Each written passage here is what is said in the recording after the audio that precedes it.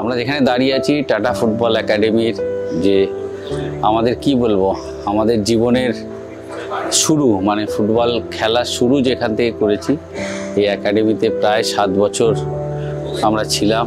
মানে এই জায়গাটা একটা নস্টালজিক, মানে আমাদের জীবনের প্রথম ফুটবল শেখা হাবিব স্যার, পিকে স্যার, রঞ্জন স্যার তিনজনের কাছ থেকে একদম শুরু। মানে তখন 12 বছরের একটু বেশি বয়স, এখানে এসেছি একদম বসিরহাটের প্রত্যন্ত গ্রাম থেকে এই হোস্টেল। মানে আজ জীবনে যতটা পেয়েছি এই জায়গাটার জন্যেই। মানে এখান থেকেই আমরা আন্ডার 16 ইন্ডিয়া খেলেছি, 19 ইন্ডিয়া, সিনিয়র ইন্ডিয়া খেলা এবং কলকাতা ভারতবর্ষের সব বড় টিমের হয়ে খেলা সব শুরু এখান থেকেই। কেন এইখান থেকে আমরা ডুরান্ড ফাইনাল খেলেছি, মোহনবাগানকে হারিয়ে ইস্টবেঙ্গলের এগেনস্টে শেষ মুহূর্তে সার্টেন ডেতে হেরে গেছিলাম ডুরান্ড ফাইনাল।